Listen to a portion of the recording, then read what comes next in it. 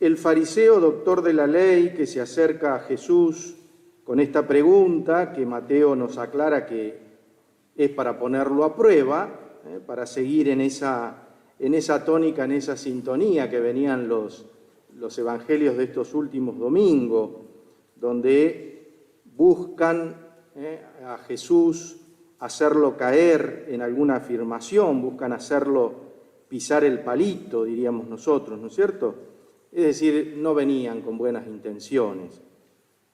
Ahora, que sale al cruce con esta pregunta, que podríamos decir es una pregunta que en torno a la situación que vivían los fariseos, es una pregunta válida, porque tenemos que decir que los fariseos, para vivir la ley, tenían que cumplir 600 y pico de mandamientos, 613 creo que eran los mandamientos, los preceptos.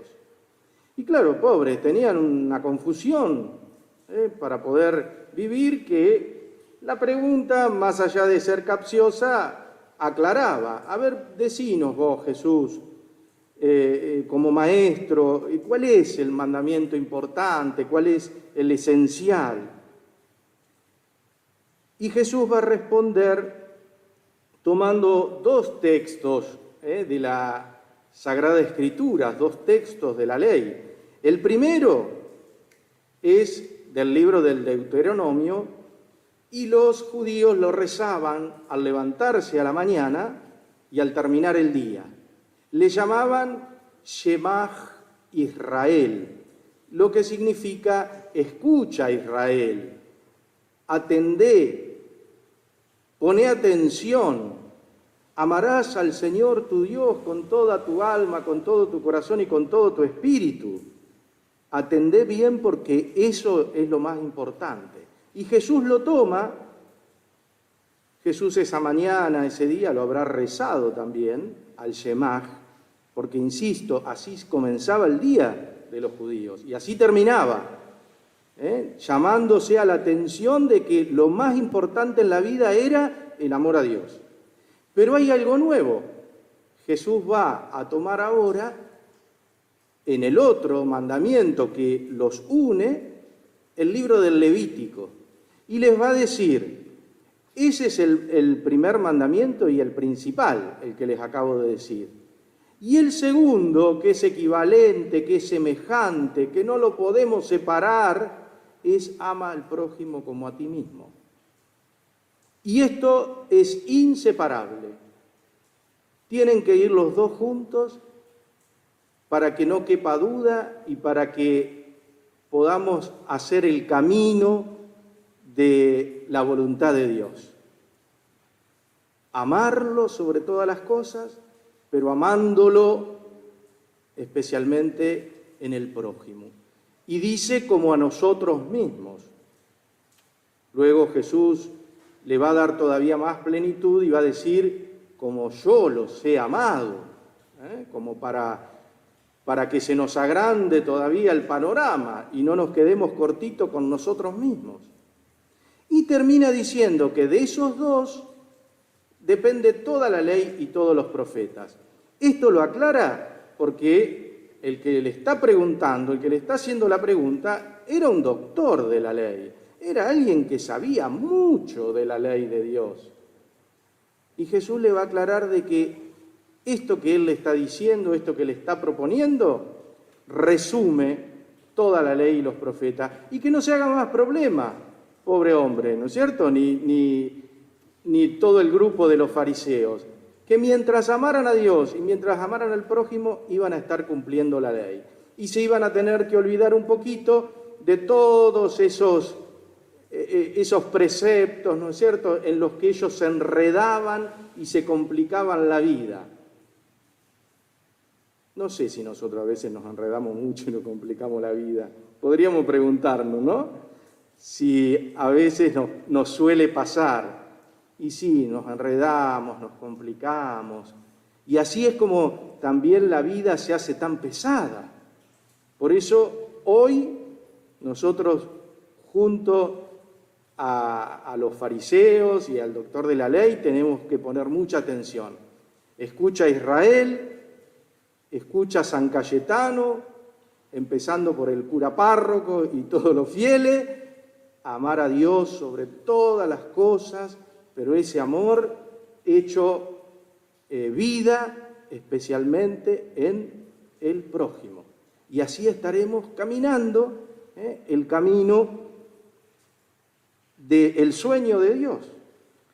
Porque ¿qué otra cosa es amar a Dios con toda el alma, con todo el corazón, con todas las fuerzas, que centrar nuestra vida en Dios? No estamos hablando de un estado de ánimo. Ay, hoy lo siento y entonces porque lo siento voy a ir a misa. Hoy porque lo siento voy a hacer un ratito de oración con la palabra. No se trata de sentir. Se trata de hacer efectivo el amor a Dios. Se trata de centrar nuestra vida en Dios. ¿Sí? Centrar nuestra vida en Dios. Y esto tiene mucho que ver con lo que hablábamos el domingo pasado, ¿se acuerdan? Que también para ponerlo a prueba a Jesús, ¿se acuerdan la pregunta que le hicieron en el Evangelio que reflexionamos el domingo pasado? Digo a los que están acá, los que están allá también hágansela la pregunta. ¿Qué le preguntaron a Jesús el domingo pasado para ponerlo a prueba? ¿Es lícito pagar los impuestos, los tributos al César o no? Y Jesús respondió, den al César lo que es del César y a Dios lo que es de Dios. Acá está lo que hay que darle a Dios. Acá está bien clarito lo que hay que darle a Dios. A Dios hay que entregarle nuestra vida, a Dios hay que entregarle el corazón, a Dios hay que entregarle nuestra mente y nuestra voluntad. Señor, nuestra existencia en tus manos. ¿Y por qué? Por una razón que yo diría una cuestión de amor también. No lo podemos excluir, ¿no? Porque todo tiene relación con el amor. A ver, otra preguntita para la mañana, estas preguntas de la mañana. Cuando Juan define a Dios, dice, Dios es amor. Ahí está. ¿Por qué? Porque Dios es amor. Y porque el amor, va a decir va a decir Jesús, es la plenitud. Sí, Pablo también lo dice, es la plenitud de la ley. Y nosotros cantamos con los corintios, si yo no tengo amor, no soy nada. No soy nada. Entonces, qué importante, ¿no? Volver a centrar nuestra vida en aquello que es lo esencial, es lo existencial. Amar a Dios sobre todas las cosas no significa simplemente lo afectivo, el estado de ánimo, sino decir, Señor, sos el centro de mi vida. Y por ser el centro de mi vida, soy capaz de mirar a los costados. Porque al lado mío hay más hermanos. Y no centrarme en mí mismo. Porque, ojo, el amor a Dios puede hacer que me centre en mí mismo. Es mi relación con Dios, yo estoy bien con Dios. Pero Jesús dice, ¿y cómo estás con el hermano? Y acá se abre el panorama, y no es solo los hermanos que están al lado mío, mi familia, mi esposo, mi esposa, mis hijos, mis seres queridos, sino que es mucho más amplio. Y si no, pensemos en aquella otra parábola que Jesús trajo también para ejemplificar un poco todo esto, y es la del buen samaritano. ¿Se acuerdan la parábola del buen samaritano? Aquel hombre que había estado al borde del camino, pero pasaron todos los religiosos, y la verdad que los religiosos no se ocuparon del hermano que estaba tirado al borde del camino. El único que se ocupó, cuenta Jesús en la parábola, era un samaritano, era un extranjero, no pertenecía al pueblo de la alianza, no conocía al Dios único y verdadero, a ese que Israel tenía que escuchar y obedecer. No lo conocía, pero con la actitud que tuvo, hizo mucho más que los que iban al templo y no se podían contaminar, no lo podían tocar, y todo ese enredo que tenían los fariseos y a los que Jesús les estaba ahí cerquita pisándole los talones, diciéndole así no se puede vivir, ustedes no pueden vivir el amor a Dios así. El amor a Dios se vive en lo concreto, se vive en el prójimo. Y el amor de Dios llega a nosotros porque es amor que quiere difundirse, pero no queda en nosotros, se tiene que transmitir a los demás, comunicar con los demás.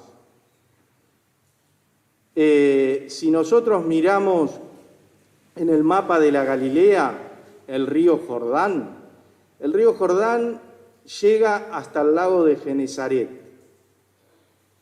Pasa por el lago de Genesaret y sigue su camino y termina en el Mar Muerto. La geografía, ¿no es cierto? Los que saben dicen que el río hasta el lago de Genesaret, ahí donde Jesús llamó a los discípulos, hasta ahí hay vida. El lago de Genesaret está lleno de vida. El Mar Muerto no tiene vida. ¿Por qué? Porque ahí termina todo, no hay salida. Creo que viene bien el ejemplo, ¿no? Cuando el amor pasa por nosotros y continúa su camino, se hace vida en los hermanos, fluye la vida, se genera vida. Y en la vida hay alegría, en la vida hay esperanza. Y por eso Jesús nos llama a vivir el amor así. Pasa por nosotros, no se queda en nosotros. En algunos se queda y ahí es donde no da vida, ahí es donde no se genera aquello que Jesús quiere que se genere y que es la alegría y que es la esperanza de que todos puedan vivir el amor a Dios. Y ahí está nuestra misión.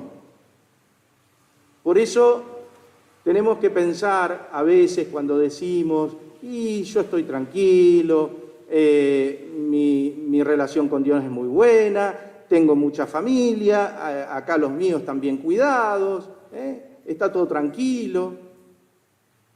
Ojo, el amor verdadero es el que es capaz de mirar y de escuchar, como dice la primera lectura, Dios escucha el clamor, el grito de los excluidos, de los pobres, siempre lo escucha. ¿Seremos capaces nosotros también de escucharlos después de compartir estas palabras? Estamos siempre dispuestos a escucharlos y acompañarlos, porque de eso se trata. El Papa no se cansa de decirnos y de repetirnos, quiero la iglesia en salida, quiero la iglesia hospital de campaña, que sea capaz de traer a todos los que se sienten heridos, cansados, agobiados, de acercarlos al amor de Dios y que ellos mismos experimenten en su vida ese amor para hacerlos capaces de seguir generando vida, de seguir generando esperanza. Bueno, y de esto cuánto necesitamos, ¿no es cierto? Bueno, vamos a pedirle esta gracia al Señor al recordar hoy nuevamente esto que ya lo sabemos. Ayer yo charlaba con alguien y me decía, pero eso ya lo sabemos, claro que ya lo sabemos, pero hay que recordarlo constantemente y hay que profundizarlo constantemente, porque el Evangelio va a traer siempre luz, va a traer siempre vida, va a traer siempre esperanza, cuando nosotros dejamos que eche raíces y que el amor a Dios se haga centro existencial de nuestra vida y todo gire en Él. Pablo le dice a los cristianos de Tesalónica hoy, cuando yo les prediqué la palabra, cuando yo les anuncié el misterio de Jesús, que es misterio de vida, ustedes abandonaron los ídolos. Y esto es lo que también nosotros tenemos que hacer en el camino de la conversión. Y a veces el primero de los ídolos, sin darnos cuenta, ¿saben quién es? Nosotros mismos. El yo. Y el Papa lo dijo hace unos días en una reflexión, en una oración que hizo con otras confesiones religiosas, y meditaba sobre la cruz, sobre el misterio de la cruz, sobre la pasión de Jesús, y decía que los que le gritaban a Jesús, salvate a vos mismo, eran incapaces de mirar que el que estaba colgado en la cruz lo estaba haciendo por amor. Y les impedía ver que ese amor era para ellos. ¿Por qué? Porque se miraban ellos mismos. Quería que hiciera un milagro desde la cruz para poder creer en él, por las necesidades de ellos mismos. Y entonces el Papa dice, eso es culto al egoísmo. Eso es culto a la cerrazón que a veces hay en nuestros corazones. Entonces el primero de los ídolos podemos ser nosotros. Después sabemos cuáles son, ¿no es cierto? El dinero, el materialismo, la indiferencia, esto de que primero yo también, no me doy cuenta de los demás, el aparecer, el querer ser reconocido.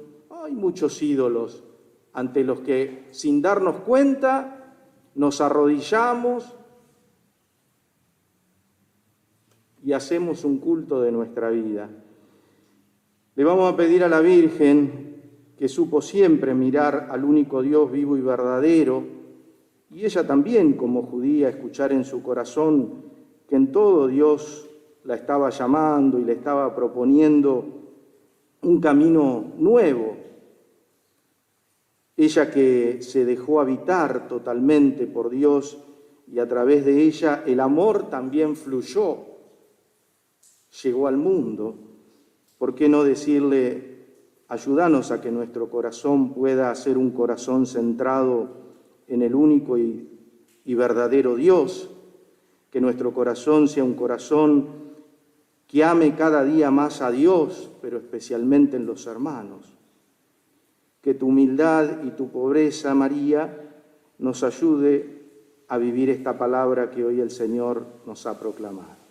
Que así sea. Rezamos.